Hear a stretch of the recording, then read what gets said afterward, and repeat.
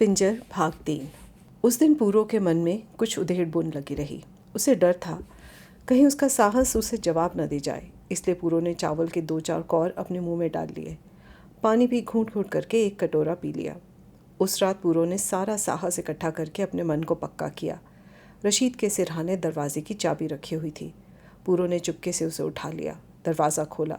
उसका दिल धक धक कर रहा था कि रशीद अब जागा। पर दुर्भाग्य से या सौभाग्य से कहो, रशीद की आंख न खुली।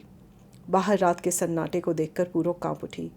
एक बार उसका जी किया कि वो लौटकर रशीद के पास चली जाए। न जाने रात के अंधेरे में वो छतोआनी का रास्ता पा सकेगी या नहीं। कहीं रात के अंधेरे में वो रशीद से भी गए बीते किसी आदमी के हाथ तो न पड़ जाएगी। न जाने उसकी क्या दशा होगी। पर पूरो को अपनी माँ का चेहरा याद आ गया। पूरो को अपने पिता का मुखड़ा याद आ गया। भाई बहन याद आ गए। पूरो ने वैसे ही एक पगडंडी पर चलना आरंभ कर दिया। शायद यही माँ घोकियाँ के कुएं का रास्ता हो। डरती डरती कांपती वो चलती रही। रात का गहरा अंधेरा फट चला था। माँ घोकियाँ के कुएं का रास्ता ठीक निकला। पूरो ने छुटपुटे अंधेरे में ही छतोहानी गांव का पिछवाड़ा पहचान लिया। अब पूरो ना इधर में थी ना उधर में। उसने अपनी बची हुई शक्ति को अपने पाँव में डाला। वो दौड़ने लगी। पूरो ने छतोहानी गांव को पहचाना, अपने घर की और मुड़ती हुई गली को पहचाना, अंधेरे में अपने घर की दीवारों को पहचाना। पूरो ने दरवाज़ा खटखटाया। जैसे ही किसी ने भीतर से दरवाज़ा खोला, पूरो ड्योढ़ी में फर्श पर गिर पड़ी। वह अपनी शक्ति का अंतिम अंश भी खर्च कर चुकी थी। अब वह दौड़ दौड़ कर हाँफ कर दाई को छू चुकी थी।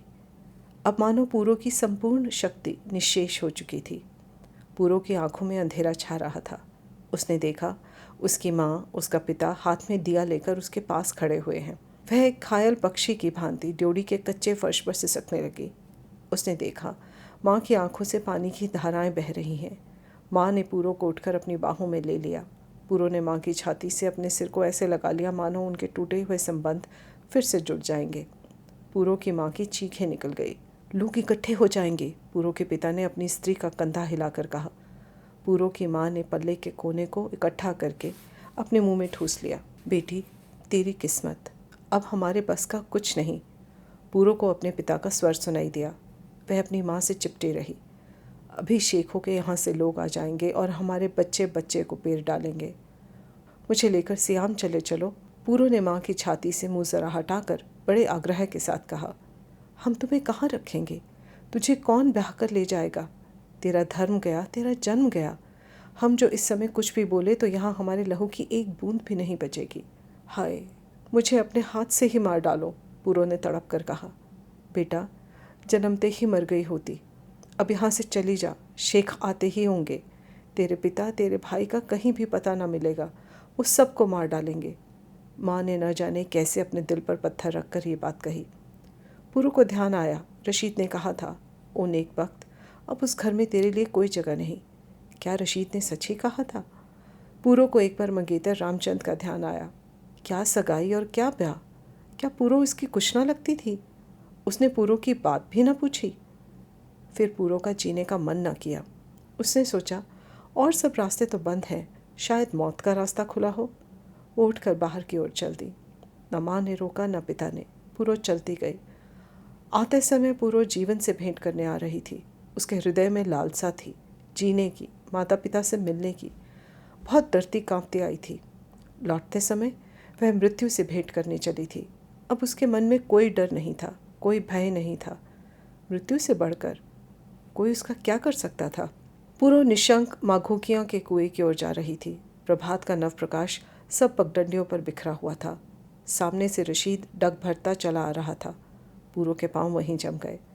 मृत्यु ने भी पूरो पर अपना दरवाज़ा बंद कर लिया था। पूरो को लगा इन 15 दिनों ने उसके शरीर पर से सारा मांस उतार लिया है। अब वो निरा पिंजर है। उसकी ना कोई आकृति है, ना सूरत, ना कोई मन, ना मर्जी। रशीद ने आकर पूरो की बाँह पकड़ ली। वह उसके साथ चल दी। तीसरे दिन एक मौलवी आया। 2-3 आदमी और आए। उन्होंने रशीद के साथ पूरो का निकाह पढ़वा दिया। फिर अपने आप ही रशीद ने पूरो को बताया कि उसके माता पिता कुशल पूर्वक सियाम चले गए। छतोआनी का नाम लेते हुए भी पूरो को चक्कर आने लगता। रशीद इस बात को समझता था और फिर पूरो को छतोआनी ले जाना भी खतरे से खाली नहीं था। शायद रशीद सोचता था कहीं वहाँ के या आसपास के गांव के हिंदू भड़क न जाएं। यद्यपि अब पूरा महीना होने वाला था और किसी का साहस न पड़ा था कि एक शब्द भी बोल सका हो। और फिर दूसरे की आग में कौन कूदता है? यह तो पीढ़ियों के वैर थे। किसी ने अपने मन में दबा लिए, किसी ने निकाल लिए। रशीद की माँ या कोई बहन उस समय जीवित न थी। भाई थे, चाचा थे। रशीद ने पूरो से कहा कि वो उसे यहाँ से कोसों दूर अपने गांव सक्कड़ाली ले जाएगा, जहाँ दादा पोतों के रिश्ते के एक भाई रहीम की ज़मीन थी। शायद उसकी कुछ ज़मीन को भी अपनी इधर की ज़मीन से बदल ले। अब पूरो होनी के हर धक्के के लिए तैयार थी। जब सके माता पिता ने ही धक्का दे दिया तो अब गांव में ही क्या पड़ा है, यहाँ ना सही वहाँ सही। रशीद स्वयं ही घर के बड़े की भांति 2-3 ट्रक ले आया, फिर कुछ और सामान ले आया और फिर पूरो को साथ लेकर सक्कड़ाली चल दिया। रास्ते में जैसे कोई आंखें मीच कर चलता हो, ठीक उसी तरह रशीद के साथ साथ चलकर पूरो नए गांव में आ गई। नए गांव में पहुंचते ही उन्हें एक अलग मकान मिल गया। शायद रशीद ने पहले ही रहीम से कह सुनकर यह व्यवस्था कर ली थी। रहीम का घर उनके घर से काफ़ी दूर था, फिर भी रहीम के घर की स्त्रियां उससे मिलने आईं। ये पहली बार था जब पूरो को रशीद के संबंधियों में स्त्रियों से मिलने का अवसर पड़ा। पूरो एक खोई हुई बछिया की भांति उनके पास बैठी रही। उन्होंने पूरो से बहुत पूछताछ न की, छोटी मोटी घर की आवश्यकताओं के संबंध में ही पूछती रही। रशीद पूरो को पूरो ही कहकर बुलाता। निकाह के समय पूरो का नाम हमीदा रखा गया था। वह अभी उसकी ज़बान पर नहीं चढ़ा था। एक दिन अचानक ही रशीद एक आदमी को घर ले आया। वह बाहों पर स्त्रियों पुरुषों के नाम गोदता था। उस दिन फिर पूरो का हृदय टीस उठा, परंतु जैसे ही रशीद ने कहा, उसने बाँह आगे कर दी और उसकी बाई बाह पर हमीदा गहरे हरे रंग के अक्षरों में गोदा गया। रशीद भी उस दिन से उसे हमीदा पुकारने लगा। शायद ये सलाह रहीम के घर वालों ने दी थी। पूरो अब हमीदा बन गई, किंतु अभी तक रात को जब वो सो जाती थी, उसके सपनों में उसकी सहेलियाँ मिलती थी। सपनों में वो अपने माता पिता के घर खेलती कूदती फिरती थी। सब उसे पूरो ही पुकारते थे। दिन के प्रकाश में पूरो हमीदा बन जाती थी, रात के अंधकार में वो पूरो रहती। किंतु पूरो सोचती वे वास्तव में हमीदा थी न पूरो। वो केवल एक पिंजर थी, केवल पिंजर, जिसका कोई रूप ना था, कोई नाम ना था। 5-6 महीने बीते होंगे कि पूरो के पिंजर में एक नन्ही सी जान फड़कने लगी। बैसाखी का मेला। मटमैला दिन था। बीते हुए दिन एक एक करके पूरो की आंखों के आगे से गुजर गए। बोरी के एक टुकड़े को अपने पैरों के नीचे लेकर पूरो पत्थर का बुत बनी हुई उन्हें देखती रही। बाहर के दरवाजे को खोलकर रशीद भीतर के आंगन में आकर खड़ा हो गया। पूरो को जैसे खड़का सुनाई ही नहीं दिया। पूरो को जैसे कोई आता दिखाई ही नहीं दिया। वो बैठी की बैठी ही रही। रशीद को शायद सचमुच ही पूरो से प्रेम था। वो चुपके से आकर पूरो के पास बैठ गया। क्या सोच रही है? रशीद ने अपनी एक बाँह पूरो के शरीर से सटा दी। पूरो आज अत्यंत उदास थी।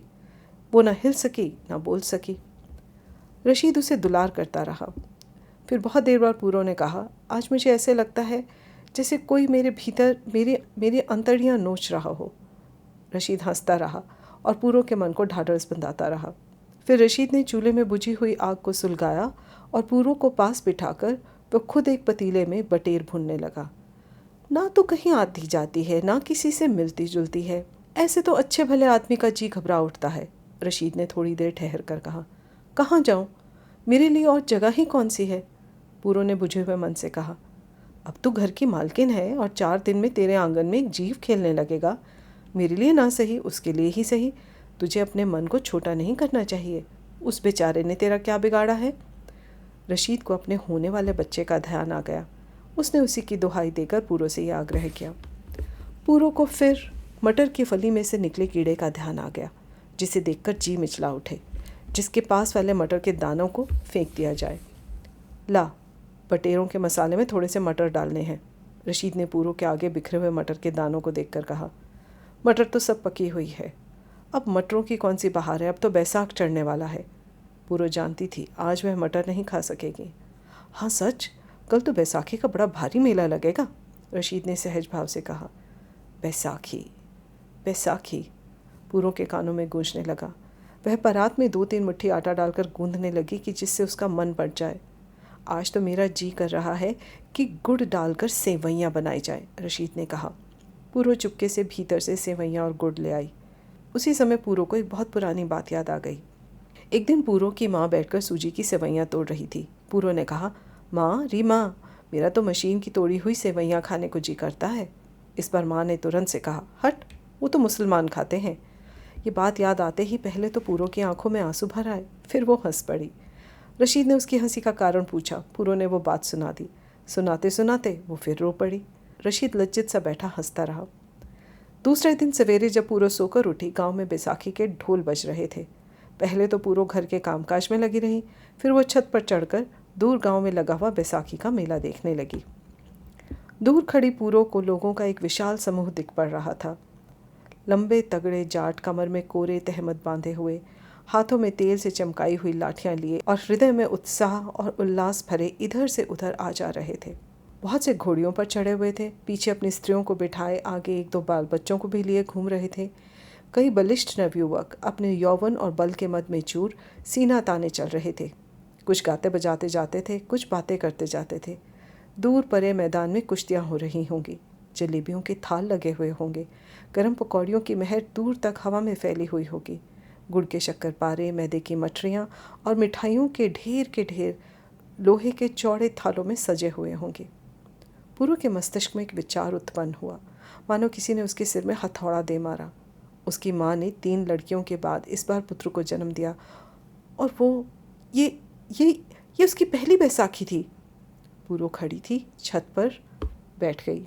कौन जाने इस समय उसकी माँ ने उसके छोटे भाई को पानी चखाया होगा। पास बहती हुई किसी नदी का पानी लेकर गुलाब के फूल को उस पानी में भिगोकर उसके भाई के नन्हे गुलाबी होंठों से लगाया होगा। फिर उसकी माँ को बधाइयाँ मिली होंगी, और कौन जाने इस समय उसकी माँ को अपनी पेट की जाई पूरो की याद आ गई होगी। पूरो की आंखों में आंसू भी आकर थक चुके थे। वो दोनों हाथों में सिर को पकड़े बैठी रही।